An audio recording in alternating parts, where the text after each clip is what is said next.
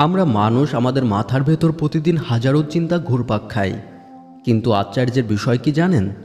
এই চিন্তাগুলো প্রায় ৮০% অযথা, যা হয়তো ঘটবেই না কিংবা ঘটলেও আমাদের নিয়ন্ত্রণের বাইরে। আমরা ভবিষ্যতের ভয় করি, অতীতের আফসোস করি, আর বর্তমানটাকে অবহেলা করি। অথচ সত্যটা হলো, বর্তমানে ছোট ছোট কাজই আমাদের আগামী দিনকে সুন্দর করে তোলে। অযথা চিন্তা আমাদের শক্তি নষ্ট করে, মনকে অস্থির করে আর শরীরকে দুর্বল করে ফেলে। তাহলে আমরা এত চিন্তা করি কেন?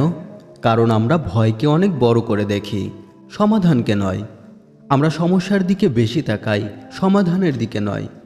আপনাদেরকে একটা গল্প শোনাই। টাইম পত্রিকায় একবার গোয়াদালকানালে আহত এক সার্জেন্টের গল্প বেরিয়েছিল।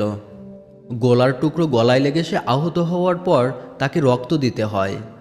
সে ডাক্তারকে একটা চিরকুট পাঠিয়ে প্রশ্ন করে, আমি কি বাঁচব?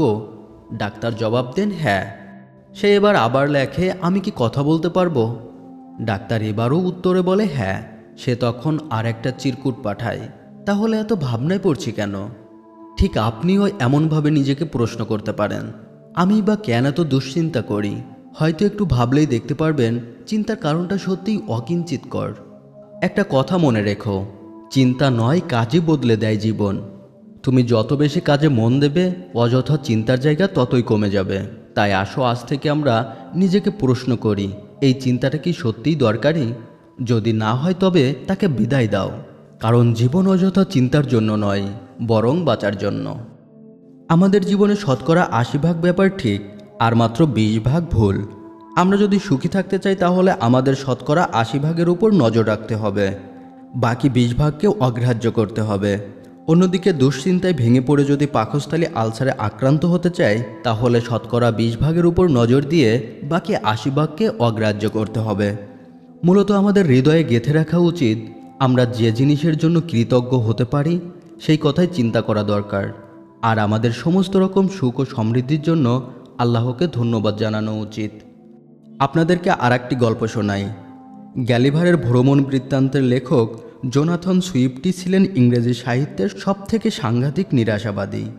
তিনি এতটাই দুঃখিত থাকতেন যে তিনি সবসময় কালো পোশাক পরতেন আর নিজের জন্মদিনে উপবাস পর্যন্ত করতেন। অথচ তা সত্ত্বেও হতাশায় ভেঙে পড়া ইংরেজি সাহিত্যের অত বড় নিরাশাবাদী ও আনন্দিত আর সুখী থাকার স্বাস্থ্যদায়িনী ক্ষমতার প্রশংসা করেছেন।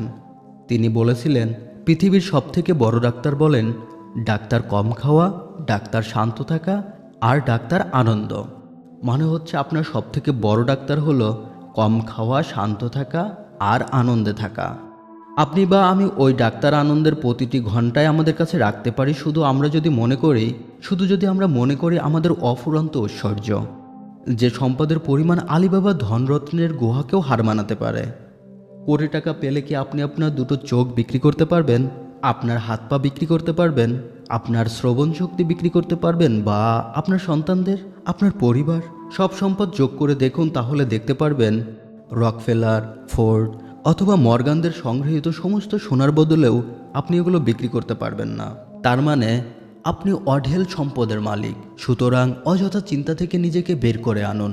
নিজের যতটুকু আছে ততটুকুর ভিতর নিজেকে সীমাবদ্ধ করুন।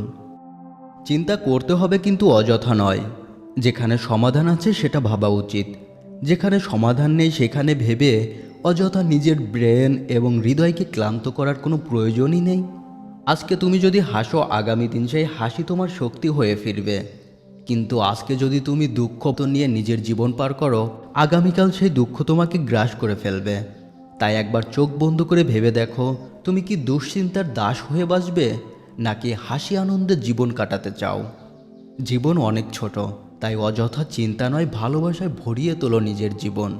হাসি মুখে বাঁচতে শেখো। সম্পূর্ণ ভিডিওটি দেখার জন্য আপনাকে অসংখ্য ধন্যবাদ। সাবস্ক্রাইব করে সঙ্গেই থাকুন।